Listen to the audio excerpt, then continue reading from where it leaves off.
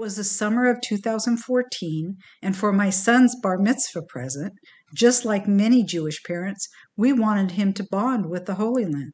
Oh, it worked perhaps too well. My husband had stayed back at the hotel, and our friends, my son and I, had just stopped in a pharmacy. Run to the bomb shelter, sweetie, please hurry.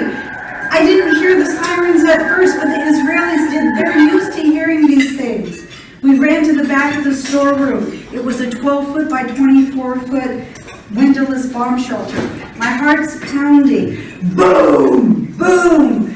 I hear it and feel the percussion of the exploding bombs. I'm trying not to get sick.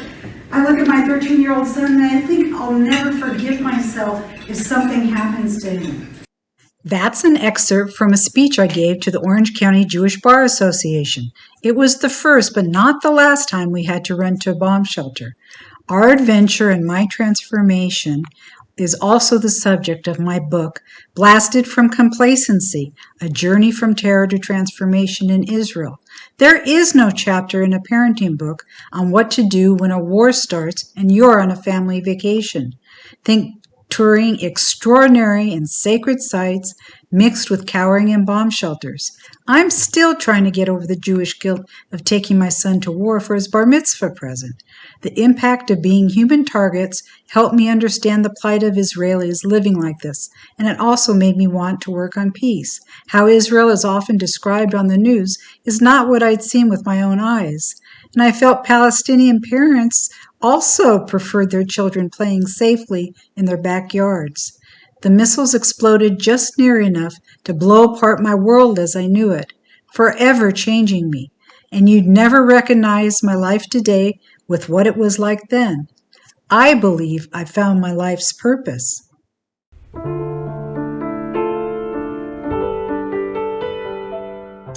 Hello, everyone, and welcome to Peace with Penny. I'm Penny ST, your host today. I'm so excited. We're going to be speaking with Russell F. Robinson, there he is, the CEO of Jewish National Fund today. Russell has succeeded in making the organization one of the top-rated charities in the United States and the leading organization for the land and people of Israel. He's been ranked on the Jerusalem Post list of the world's 50 most influential Jews and oversees the organization's $1 billion roadmap for the next decade. Russell's been featured in best-selling management books and regularly speaks on TV, radio, and in the print media. He took over the reins in 1997 as its youngest CEO and has led this powerful organization for 2.5 decades, continuing JNF's legacy of helping build Israel and become the strong nation it is, despite the incessant threats from many. Am Yisrael Hai. Speaking of, Israel just last month was attacked from Gaza with over 4,300 missiles and incendiary balloons and kites. The Jewish National Fund supports Israel in many ways, and one way is by providing help with bomb shelters, building reinforced facilities like playgrounds for kids, and providing firefighting equipment. I wanted you to hear a clip from an Israeli volunteer firefighter as an attack last month was happening. You can see the smoke in the background, and if you listen closely, you can hear the bombs exploding. Shalom.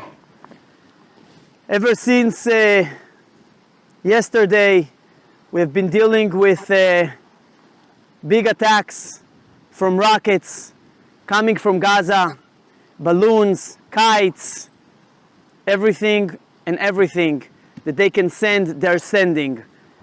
I don't know if you can hear the explosions. We're going under an attack as I'm speaking to you in a nearby community. I'm in the field trying to take out fires with my friends from the volunteer unit.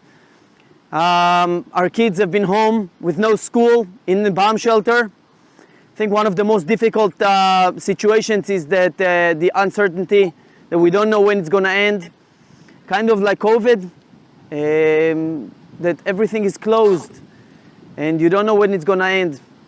But I can tell you one thing, that we are big believers, and we are here, and we know that it's not the first and not the last time that, unfortunately, that our nation has been facing challenges and fights, and we are here, we are strong, and your support today is more important than ever to show that we're with us on the border. You're 6,000 miles away, but you're so close to heart. I'm holding my equipment that I got from you, from Jewish National Fund, the daycare center that we're building, the bomb-proof daycare center, the resilience center, the play school, another resilience center, animal therapy, everything that we can build together to continue our life here as sane as possible. I thank you for your support and partnership, and I hope to see you very soon together with us here in the Gaza envelope, continuing to build our homeland. Am Yisrael Chai. Toda Rabba. So the ceasefire was broken last week because of these fire-laden balloons and kites. I wanted our listeners to see the destruction caused by these terrorist weapons that spew fire and burn the farmers' harvests and cause needless environmental disasters. So I'll just play another little clip here.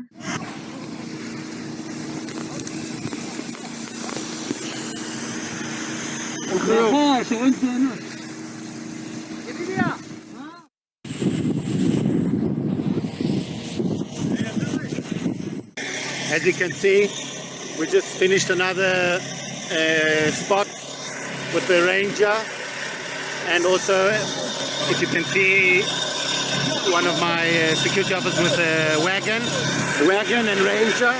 This is what's here. That's the only people that are here, the only firefighters. We just finished here. Here's coming another security officer of mine with the wagon. We are dealing now with 4 fires. I'm very close to the border, about 1 kilometer, 500 meters. It hit a field. At the moment you can see a field that has just been harvested, but we didn't have time to collect all the material. You see, it's just most of it's been burnt here behind me, but I still have 4 other spots. We almost finished the spots. Everyone's here. The rescue, my security officers. On my right is the firefighters, and on my left is army personnel, and behind, you can't really see, is our volunteers. They're also with the red car, the volunteers that got all the equipment from you.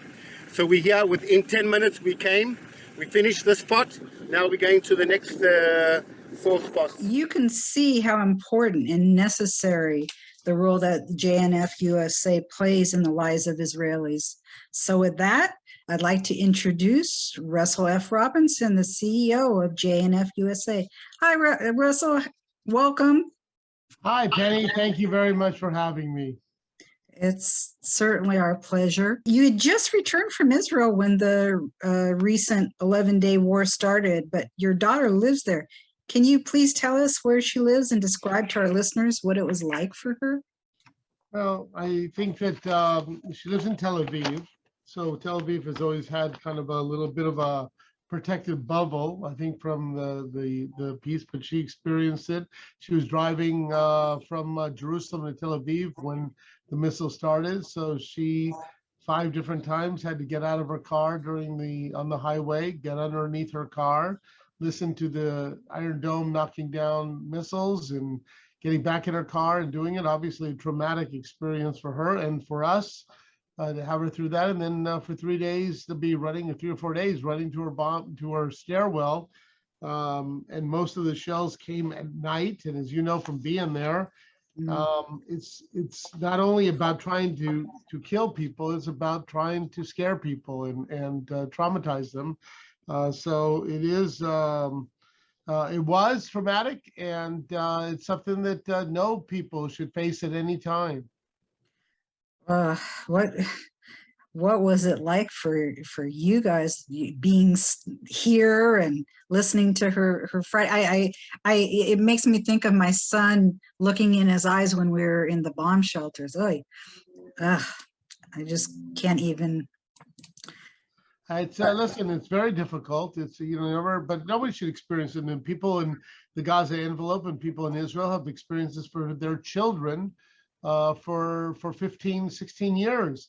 So those eyes that you looked at, Penny, of your son, and the voice that I had to hear from my daughter, those are children's stories and eyes and voices and cries and screams that for 15 plus years, the people of the Gaza envelope, the people who live in Israel facing those terrorists in Gaza have had to endure. And it's something that should never be endured by a parent to have their child in that kind of a situation.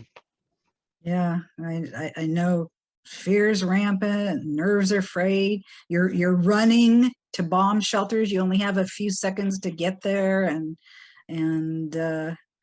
they tell you to wait the 10 minutes till thank God for Iron Dome. Iron Dome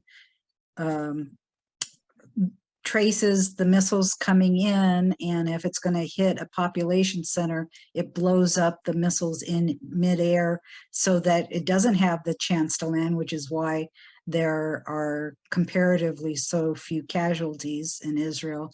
But then you have to wait in the bomb shelter 10 minutes until all the shrapnel from the exploded missiles fall down anyway. Of course, Israelis go through this so often. Some businessmen would leave before the 10 minutes, and I asked, well, why are they leaving so soon? And they said, well, not everyone waits. It can't be totally mundane, but they just want to get on with their day. It's a very horrible way to live, really. A horrible way to live, and people can take the Iron Dome as the protective dome. It's a miraculous piece of equipment, but that's not the point. The point is that hate. These are people sending missiles over for hate and for killing. And Israel's defense mechanism is because they had to spend a tremendous amount of money, resources, and time for coming up with a program called Iron Dome to protect themselves. That is unfair. It's unfair for a population, society to live under, and people need to understand that. Yeah. You've called the JNF campaign an urgency campaign and not an emergency campaign. Can you explain that? Why you? Yeah, Penny. So Jewish National Fund, we refuse to call it an emergency campaign because it sounds like you were just there for the emergency. We're not there we were there yesterday, we're there today, and we're there tomorrow.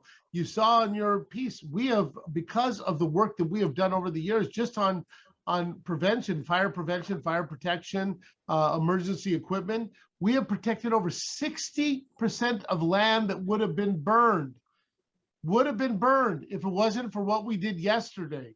The resilience centers in which we have built, resilience centers utilizing animals, a resilience center giving people from not even PTSD, because PTSD doesn't explain it well enough. It's really a constant stress, traumatic stress that they're going under. They have those therapists, they have the centers because of what we did yesterday. So to come in to do something emergency for today is unfair for telling the story about our relationship with the people in the Gaza envelope. Our relationship is deep. It is about, we know the people in the Gaza envelope and they know us. And so we ran an urgency campaign for all the things that were needed today, but also for tomorrow. And we're building a playground kingdom called a groove and dance, I think they're going to call it at the end. And it's going to be a huge complex bringing kids together. By the way, what are they going to be doing? Not just playing, learning technology, learning opportunity to better themselves, to educate themselves so they can create an environment so that the next generation is not sitting around talking about hate. They're talking about the future. And that's the Jewish National Fund story, Penny. It's a future story. It's not about just getting something done on Tuesday. It's about getting something done for the next 25 and 50 years. Great. Well, we might as well, let me share my screen here and we can see some of these places that you've been talking about. And here's a resilience center. So can you talk a bit about that? So those resilience centers are what we would call here in the United States trauma centers, but they're not trauma centers. They're resilience. We're trying to build a resilience. So it's a place for the families. And by the way, that's an older picture. The newer picture, the entire outside now is an entire entranceway garden that is part of the resilience center. It includes a waterfall. It includes different cool. seating, because it's not just going in for therapy. It's being part of. It's for adults. As for children, people talk about children, but Penny, there's adults that are having, we're all having, when you have trauma, you have trauma. And we have these resilience centers built throughout the Gaza envelope. And again, it's because of the work that we did yesterday that we're there today and we'll be there tomorrow. Well, really with the recent terror attacks, having been there in 2014, it's what my book Blasted from Complacency, A Journey from Terror to Transformation in Israel is all about. And I, seeing people running to bomb shelters, that I was kind of reliving it. I think I'm ready for your resilience center myself still. After all, it's something I was only there for 2 weeks, and for me, I grew up on too much chicken soup. That kind of life, I couldn't take it, and I realized that. But God bless them. God bless them. Anyway, here's the Sederot indoor playground. Can you talk about that? Yeah, so we built that, Penny. I got to tell you, we opened it up almost 13 plus years ago. The day we opened it up, I was hoping that we would, 5 years from now, would talk about it. 5 years from then, we would have talked about its closing. It's an indoor protective playground. But there was no place for children in Sderot to play, no place for you to hear the sounds of children, to hear that screaming and that crying and the yelling and the laughing. And so we built an indoor playground so they could do everything from playing basketball to indoor soccer to the jumping balloons, and the parents have an opportunity to sit right in the middle and watch. And it's all protected. So when a siren goes off, they don't have to run to their, parents were not allowing their children outside. You'd go to Sderot during Yom Ha'atzmaut 14 years ago, and it was an empty street. You go to, Yom Ha'atzmaut in Tel Aviv, it's a packed street. It was unfair, and the Jewish National Fund, in less than a year, built 9 months, built this indoor playground at a cost of $5 million raised by our leadership immediately. Can you talk a little bit about the Gaza envelope and Sederot? Not all of our viewers necessarily are that familiar, how close that is to Gaza and that they get the bombs and all that. We're separated by a screen here, and they're separated by the very small miles. When I talk miles, I'm talking mile and a half tops. You're talking about communities that literally are on the border of Gaza. Gaza, which has not one Israeli living in Gaza. Okay, now one Israeli lives in Gaza. I want to make it very clear. Israel withdrew from Gaza completely almost 16 plus years ago. Completely, there's not one Israeli living in Gaza. These are communities that were established in 1948 or before. These are communities that held off the onslaught of the Egyptian army that came to defeat Israel in the War of Independence. These are communities, kibbutzim and moshavim, who literally had to take on an entire army. So they've been the front line for Israel for years. And it's a place in which people were leaving. And when the Jewish National Fund started working there, Sderot was a community of almost 20,000 people, diminished from 28,000 people in the Gaza envelope area, which is called Shar HaNegev and Eshkol region. They were literally kibbutzim and moshavim, little villages that were dying. Today, they're not only not dying, we have housing going up all over them, and people are moving there. And State Run today is over 29,000 people, and people are moving there. Even in the middle of this, the greatest power that we have is not only the Iron Dome and the Merkava tank and the F-16. It's building a house in a place in which the terrorists want you to leave from. Wow. Okay. The Children's Protected Kingdom in Eshko, what is? So this is what I was talking about, and it's going to be a very large complex that's going to be housing educational facilities and learning facilities, after-school facilities, enhancement all around the school system that is there. So it's going to be utilized by the entire region, and it'll be opened up in October. Come to our conference in October, and you can be there. And this is cool. The animal therapy. So it gives children an opportunity, especially, to control animals that are scared to death of you. Take a cat, take a bunny rabbit, and they get to start controlling the emotions of that animal, which gives them a power of control over their own emotions.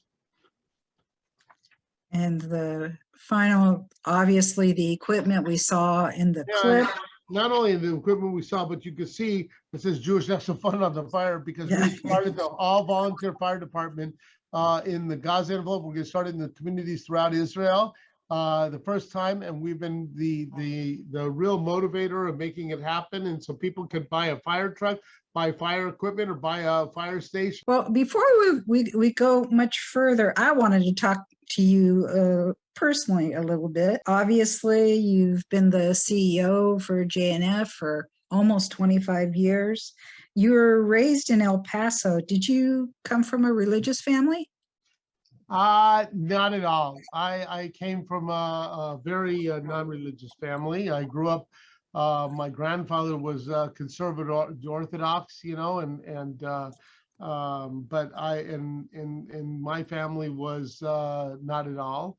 And in a small town, I was one of those Jews that are the product of what I think that the problems of some of our Jewish education. I hated my Judaism because I had to go to Sunday school and Talmud Torah class and the rest of it. And so bar mitzvah to me was a release from prison and a cash flow opportunity. Oh my. You know, can I say one thing? Sure. I used to work for Russell. Oi.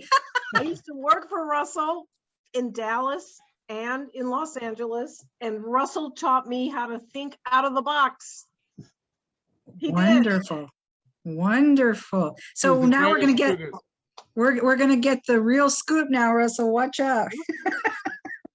So one cool thing about your family genealogy is that you can trace it back to the 1700s when your family was one of the first Jewish families to settle in Virginia. Can you talk a little bit about that? I thought that was so cool. Yeah, so my family came from Alsace-Lorraine in the 1790s. They were first Jewish settlers, part of the first Jewish settlers in Virginia, went to Petersburg, Virginia. You know, they were, Alsace-Lorraine was part French and part German. So the Alsatian Wars, the French would win and blame the Jews, and then the Germans would win and blame the Jews. And finally, the Jews, I think, figured it out. Maybe it was not a good business to be there. So you'll see different times after wars, migrations out of there. And we were from the French side of the German Baden-Baden area. And you know, it's I follow my lineage. I'm really an addicted genealogist as well. So I do MyHeritage and Ancestry and all of those. And I just find it fascinating to find where you came from, to know who you are, so where you're going.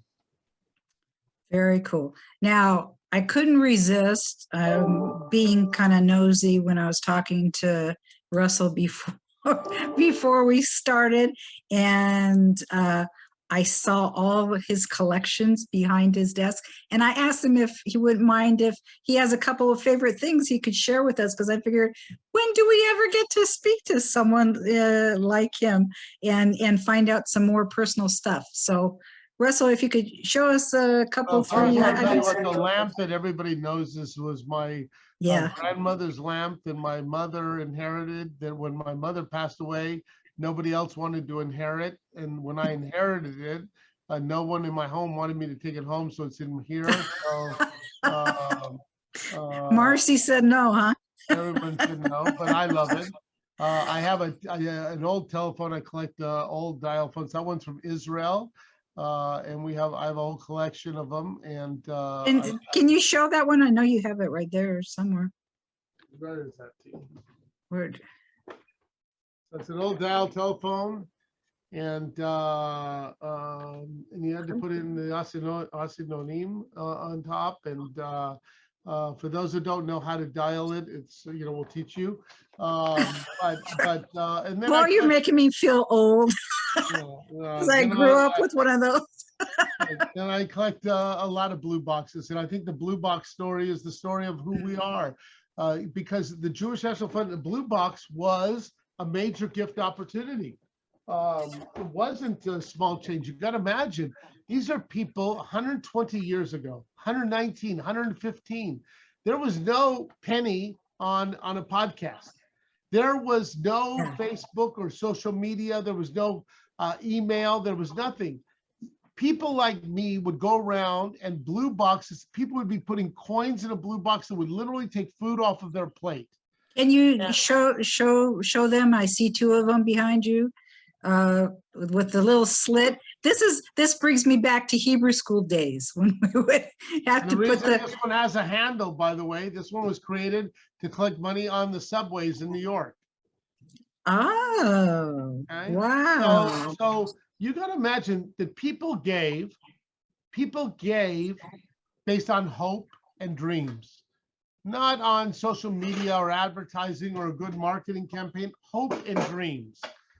And those hope and dreams built us a nation of Israel. The return on their investment has been 73 years, called the land of Israel.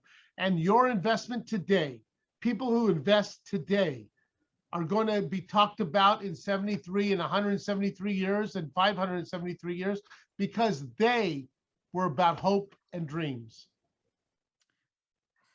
Amen.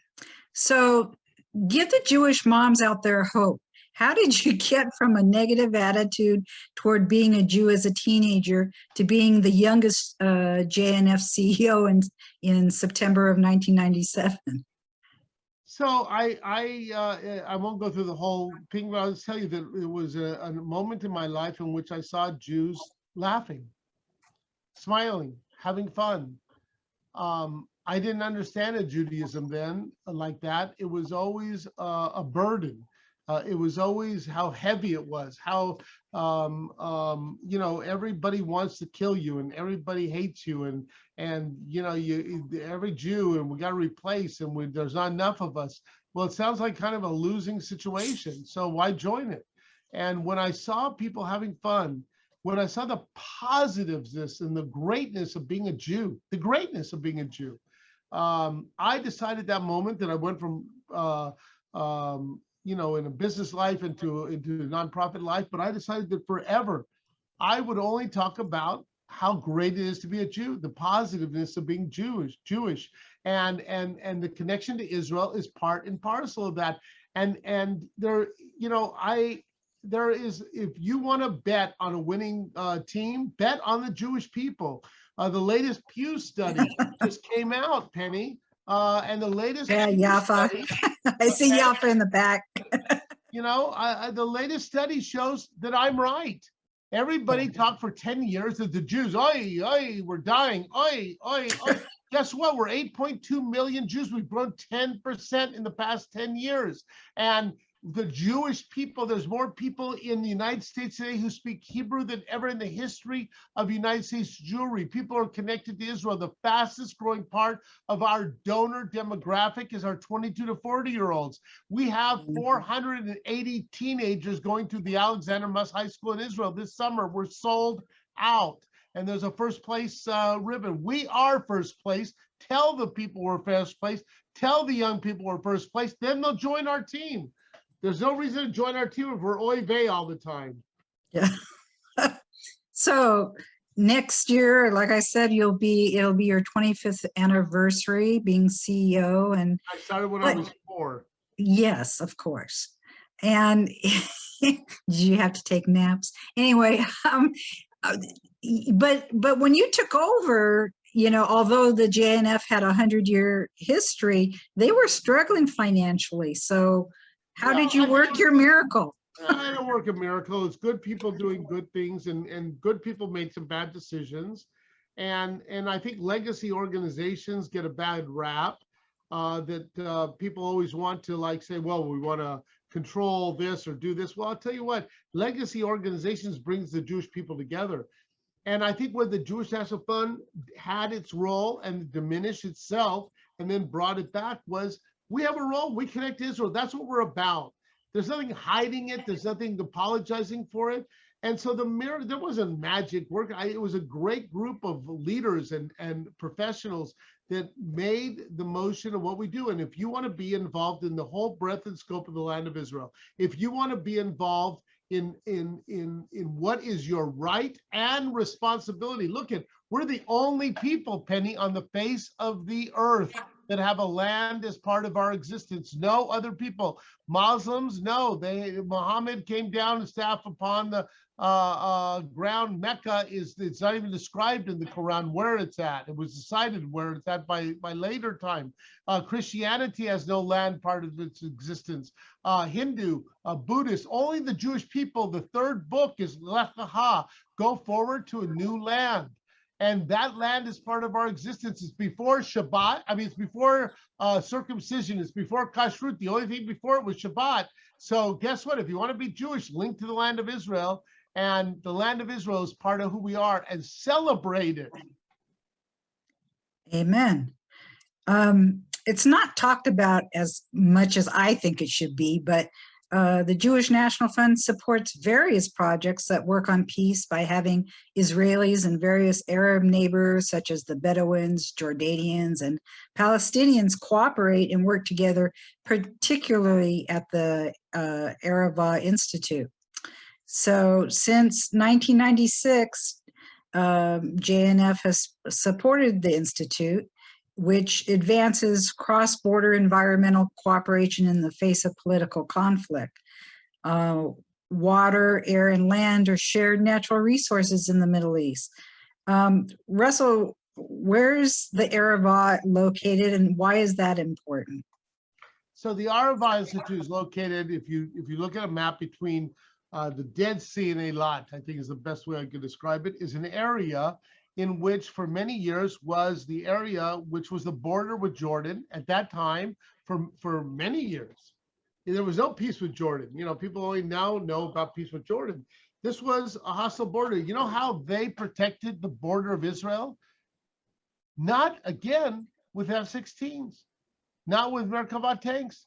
They protected the border by doing what? Oh, planting fig trees and dates and pomelas and fruits and vegetables, and taking a piece of land in which you would never think about stopping, much less stopping and growing. And the Jewish miracle happened together with the Jewish National Fund in developing land that has created 55% of the peppers that are exported from Israel come from the Arava. 50% of the melons that are exported from Israel come from the Arava. By the way, in the Arava Valley there, Penny, it's 2 inches of rain a year that comes all in 2 days. So it's the Jewish National Fund that created the water resource.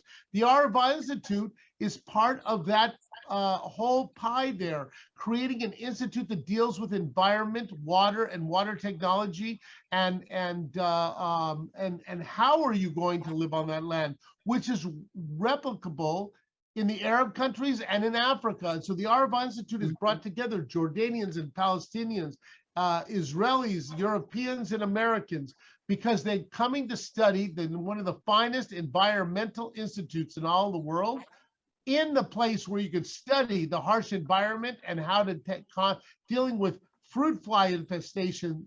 Guess what? Fruit flies don't know the border of Israel. Guess what? A drop of water does not know the border of Israel. Guess what? The heat wave does not know the border of Israel. There's no borders for Mother Nature. And the Arava Institute has taken that reality, brought people together so that they will be the next leadership of a very important issue that we all have to deal with called environment.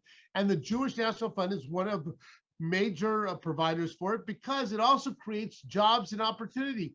When you grow the Erevot Institute with students, you have to get professors. Professors bring their families. Families go to school. Schools mean you got to have a teacher. Teacher then has to go shopping at the grocery store. Guess what? You started a whole revolution. And when we started working in the Erevot about 17 years ago, Penny, for population growth, that whole area had about 7,200 people, average age 71. Wow. Now, you don't have to be a demographic scientist to understand that you don't have many more years left. Today in the Erevot Valley, 15,300 people, average age is 41. They had 300 children born last year. So we are making the difference in growing, in providing an institute that's creating a science and a relationship with its neighbors and a population growth, that the difference between land ownership is not just the bill of sale, which we have. It's who loves the land more, which we do. Well, I really want to show this picture. I really love the story of how, while working with the Bedouin at the Erevot Institute, that their culture preserves ancient seeds, from way back when, and then you're able to grow them in today's world. So can you tell us about this picture and this date palm? This date palm dates back from a seed that was found in Masada that dates back over 2,000 years. So when people want to take, especially people to task and say, well, not all the trees are indigenous species that are born in Israel, we're spending a lot of time, energy, and effort to make sure we're taking seeds and plants that are literally getting their DNA and growing them out of, what you would look at and say, it looks like some Sorry. stuck on a rock. Instead, we're making the desert grow with its indigenous There species. it goes. I wanted to show a big picture of it. There we go. Okay. I love how the Erevot Institute is taking, the cultures, the positives from everyone and from Israel, and blending them together, and really, creating such incredible advancement. Go to Israel and you can see that. You can see it. Come on a Jewish National Fund tour. Go to JNF.org/travel. We've also have virtual missions. We've taken 9,700 people after this pandemic on virtual missions. So you go on JNF.org/travel, or come on our missions. We're starting to go every single month, starting in July. And a lot of trips are already sold out. And you could go all the way down the Erevot and see that date palm. So cool. So, how did the cooperation with Israel's Arab neighbors at the Erevot Institute begin? What brought that about? Do you know? I think it became the reality. The people of the Erevot Institute who created it, born out of the realities that I told you, that if you're gonna, you cannot control a raindrop, you cannot control a heat wave, you cannot control a fruit fly. It doesn't know from one border to another border. And so how do you build cooperation? You build cooperation for the future. And the future is going to be on what you're going to grow and what you're going to eat, and how are you going to protect the land. And all the neighbors, it's something that's in it for everybody. So people are coming and studying. And hopefully, who knows, the environmental minister in 5 years from now, 10 years from now, there'll be one from Jordan, and one from Israel, and one from Egypt, and one from Europe, in 3 places. And the United States will have the Secretary of Environment. And they were all trained and educated at the Erevot Institute in Israel. Sounds great. I know that the students are required to attend a peace building and environmental leadership seminar. Can you talk about that? So part of their curriculum involves a lot of different things that and remember, they were together. They were together during the midst of all of this conflict. So they have to have great conversations with each other and know about each other. And and so that's where I think it's such an unbelievable place that you got to come see, not only for the dates, but come and see the people and talk to them, come and meet the students. Yeah, well, not only the students, but um, the staff. I understand Dr. Tariq Abu Hamed was just appointed executive director of the Areva Institute for Environmental Studies, and this is the first appointment of a Palestinian to head an academic institute in Israel. And as we speak, I'm making arrangements to have him and students do a Peace with Penny interview. So what can you tell us about Dr. Abu Hamed? I'll pull up his picture. I think listen, you're going to be having him on one of your shows. He's a fascinating individual. Has been involved for years. He shows about how, literally coexistence works. He's been in Ministry of Agriculture, Ministry of Environment in Israel as well. So you can see somebody who's moved up in the government ranks as well and has made policy. So now he teaches it and makes policy. Yeah, he is right here. And you see him in front of a solar panel. Can you talk about some of the work that they've done with solar energy at the... So in that whole area, some of the largest solar farms that are all throughout Israel, the whole Erevot Valley during daylight hours is 100% off grid. Matter of fact, we just built an indoor Olympic-sized swimming pool with competitive pool with seating.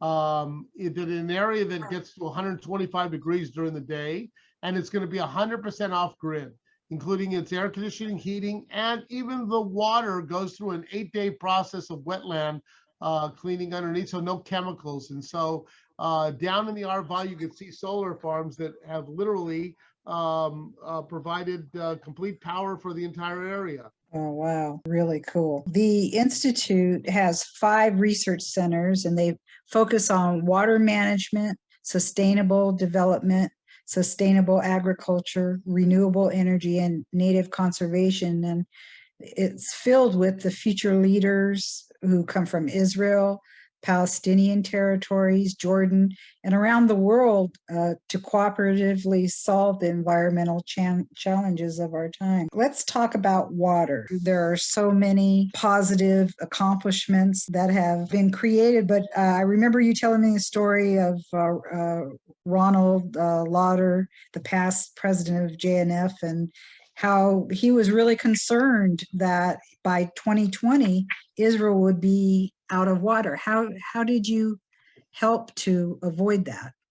When we started working on water, which is 24 years ago, if you Google it, you'll see that all the articles were written by the year 2000 or by the year 2020 for sure. Israel would be completely out of water, not short, out of water. The great water wars would be fought in the Middle East, as they have throughout the world. That water is the war. Look at the West was fought over water in the United States. Water wars are more than land wars. And again, Israel wasn't going to run out of water. The Middle East was going to run out of water. And we took it on.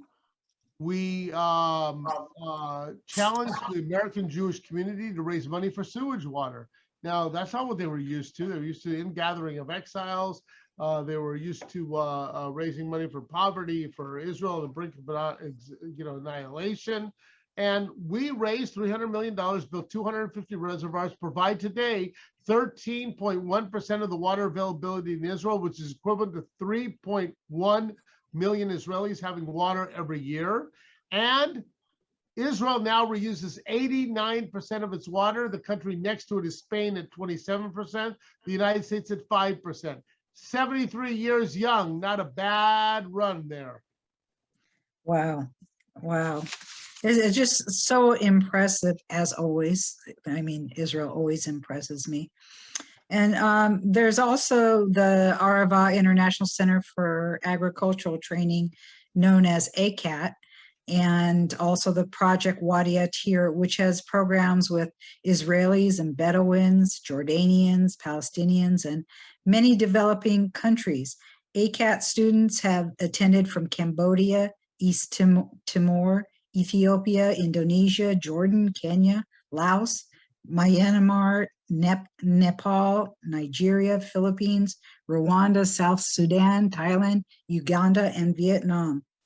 ACAT imparts professional agricultural knowledge and skills to students from developing countries while establishing itself as the national and international leading authority in sophisticated arid lands agricultural studies and training. This provides invaluable knowledge to their students who attend, but also provides additional high-quality employment for local residents. Israel is positioned perfectly to help where water and food are needed in the world. So can you talk about ACAT's ability to teach the world and the most up-to-date technological advances for growing food? I'll give you a picture there. So ACAT is one of those unbelievable institutions that talks about Israel making the world a better place. Over 1,500 students a year come from, as you said, countries in Southeast Asia and Africa, many countries that don't even have diplomatic relations with Israel. They come, they get 23 college credit hours. They work, earn money, and they get practical experience working on the farms as well. And so they leave. By the way, they tour Israel. You want to see something incredible, to go and meet somebody from Cambodia who's been to Yad Vashem and talk to them. You know, they have the killing fields in Cambodia. Right. So I talk to them and they talk about, oh my God, I can't believe what happened to the Jewish people. And I'm thinking, oh my God, I can't believe what happened to the Cambodians. And they're crying and we're crying. Or you go to somebody from Thailand who goes to Mount Meron when it's raining, you know, and I mean, it's snowing and they see snow and they write back home and they say, oh, great skiing in Israel. I said, well, don't say that because it's only for like 4 days. But they get to travel throughout Israel. They see Israel, they earn college credits, and they go back and listen, Penny, this is what ACAT does. This is the Jewish National Fund story. This is the Israel story and the Jewish story. They go back.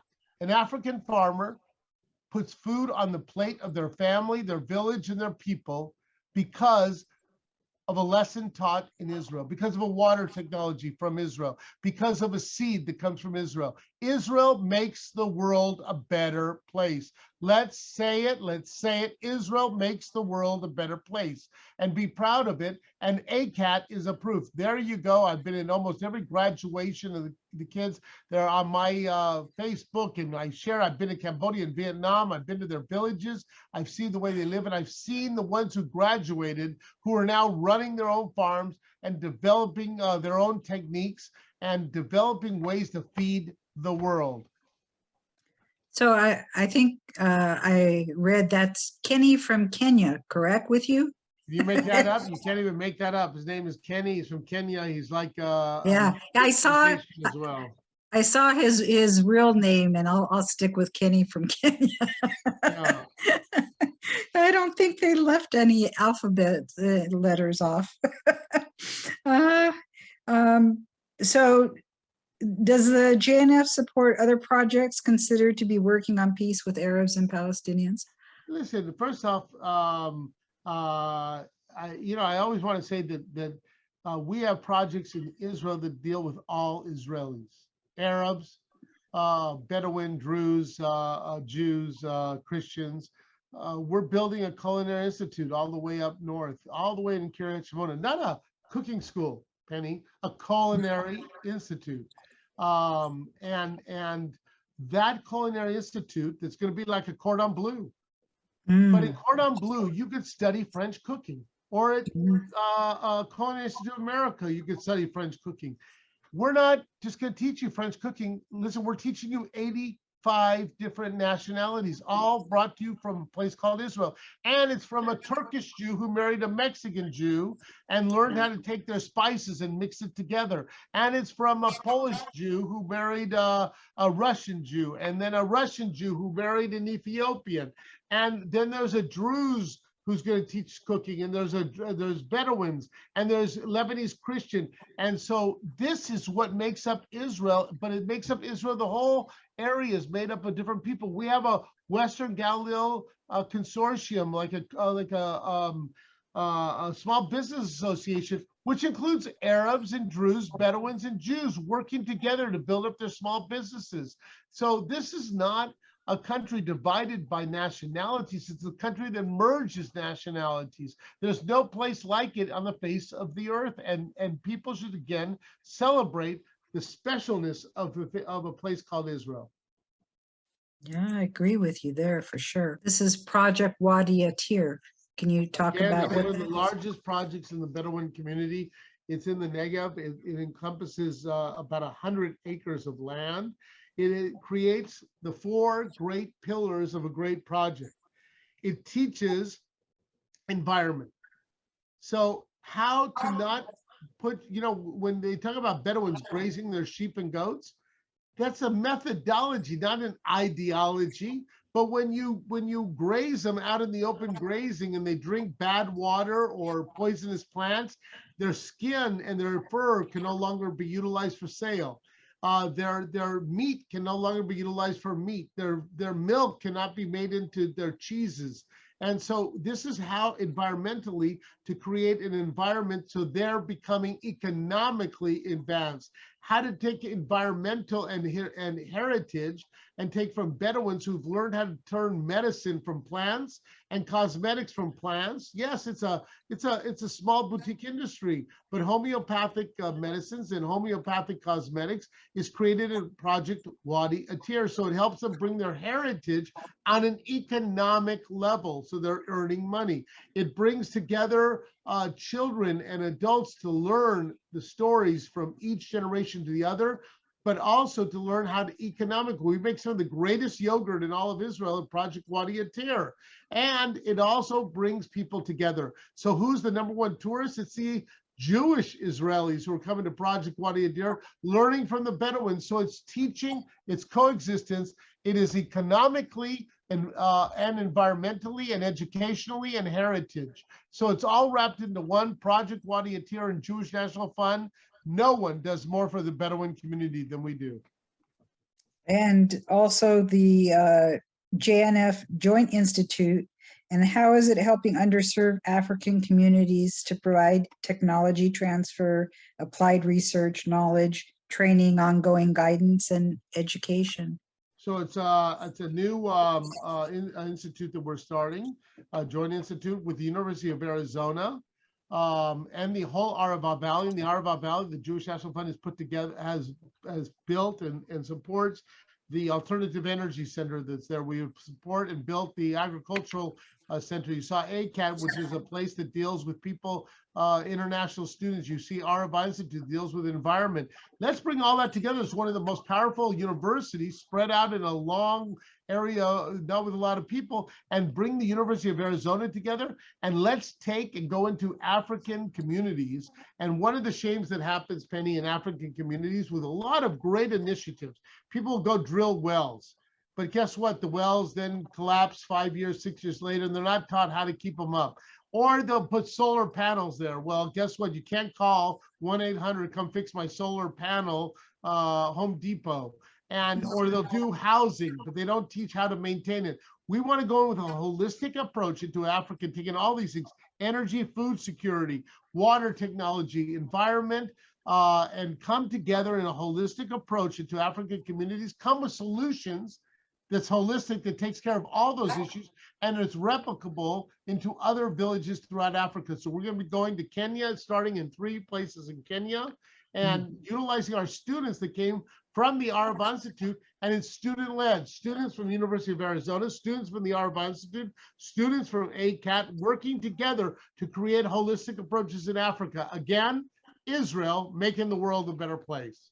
So cool. So given the Abraham Accords, can you tell us about Israel's help to the UAE with food and water and how JNF supports them in that endeavor? So listen, I tell people all the time, Penny, UAE did not come to Israel for technology.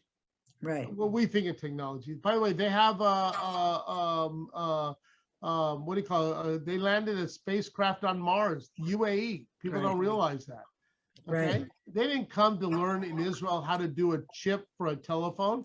They did come to learn how to plant, how to grow, how food and food security, they got to feed their people water. So everything that we have been doing, Israel Jewish National Fund, that is what I said to you about water. Water could be the great wars or it could be the great peace. Water is the most important item there is. And by the way, I still have this argument with my chief rabbis. You know, in the Bible, everything was created except water. Water was parted. That's how powerful water is. Nothing can happen without water. And we create water by reused water. We create water by wells. We create water by recycling. And then we create food and opportunity. And that is what the UAE, Bahrain, Morocco, they're coming to Israel because we can help feed their people. And it's not for the technology, for a chip, for a telephone. Yeah, it's back to the essential basics. So I've heard that the UAE has even inquired about their students attending the Alexander Muss High School. Can you talk about what types of programs you offer at the high school?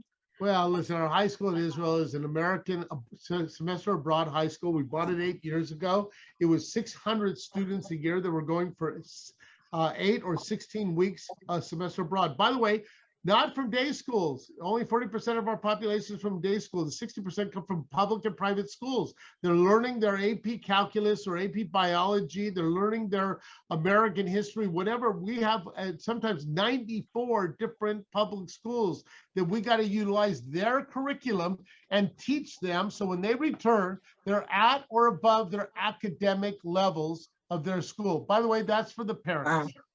Wow. For us, we teach 4,000 years of Jewish history at the place it was written.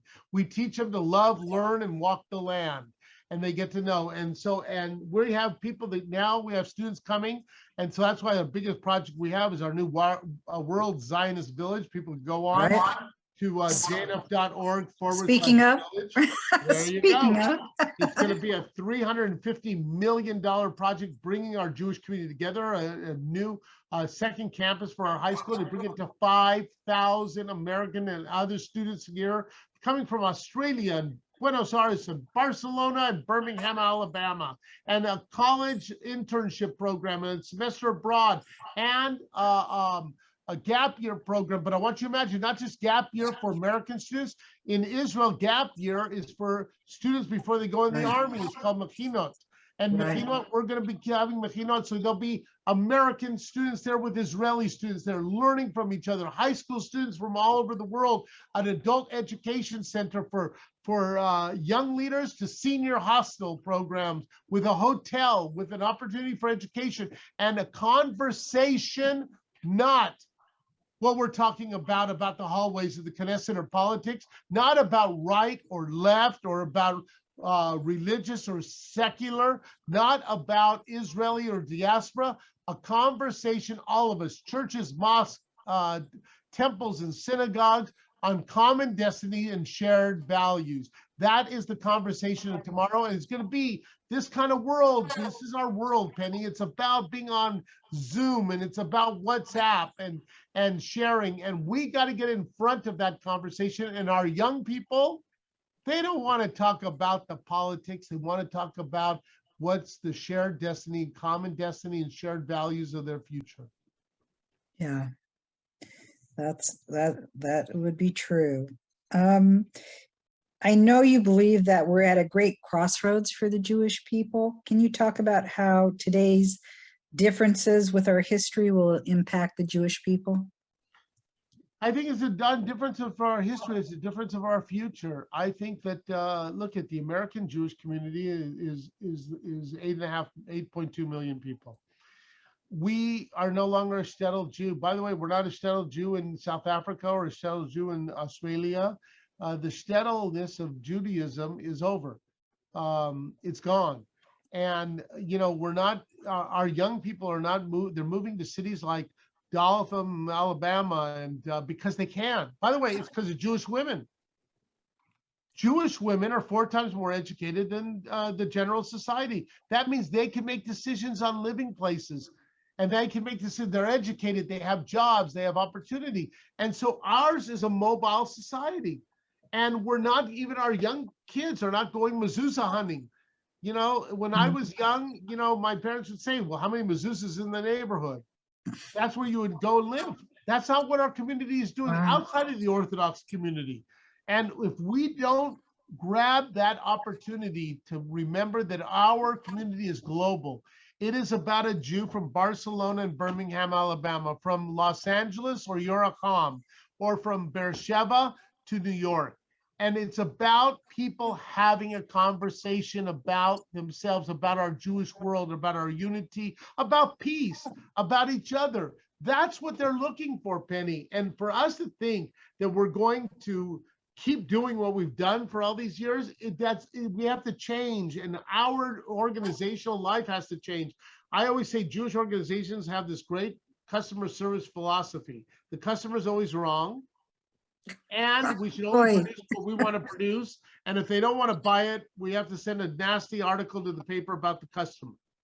Guess what? The customer is right. Grab it. That's the Jewish National Fund way, is that we want to bring people in. Yes, we got a frame that we got to work within. But within that frame, we have a Jewish community that's dynamic, that is generous, that is wanting to be involved, that is excited. We got to get them into the ball game. They want to come to the ball game, and that is what the future holds for us. Well, there's so many current events going on right now, and I know you stay away from politics, but I'm just wondering what your thinking is with Israel's new government. Does it impact your work at all? My favorite minister, Penny, is the one sitting at the table when I'm talking to them. Okay. Whoever that may be, he, she, they, whatever it is, I don't care.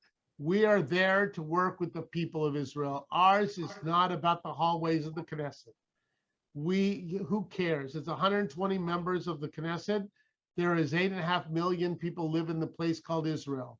And if you get to know those 8.5 and not the 120, you'll be ahead of the game.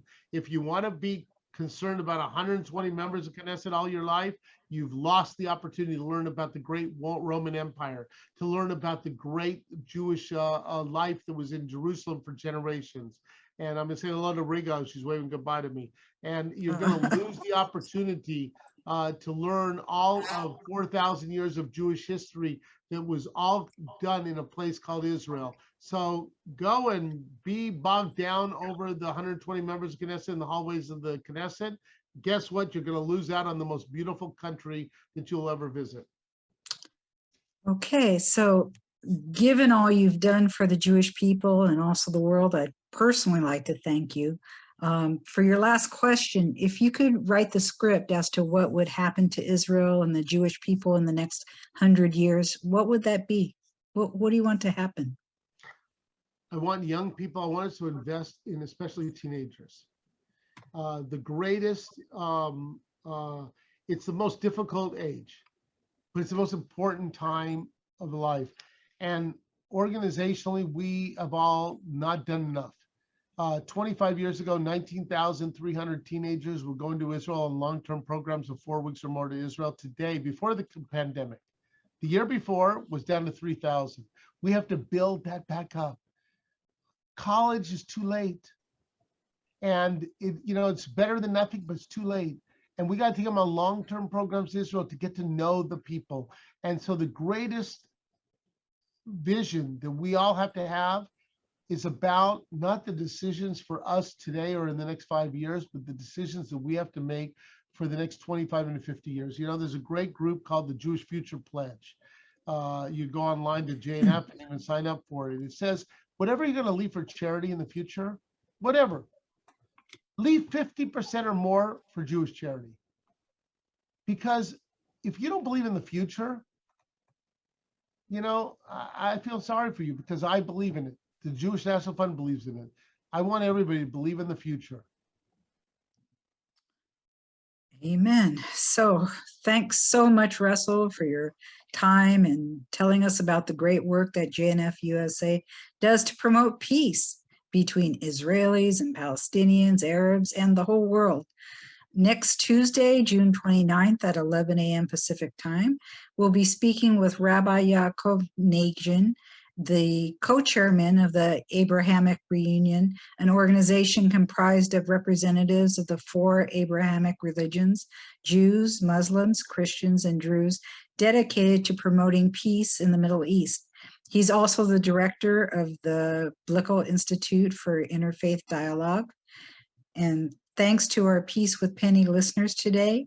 And if you'd like to listen again or to any of our previous interviews, you can find them on my website at pennyst.com under podcasts.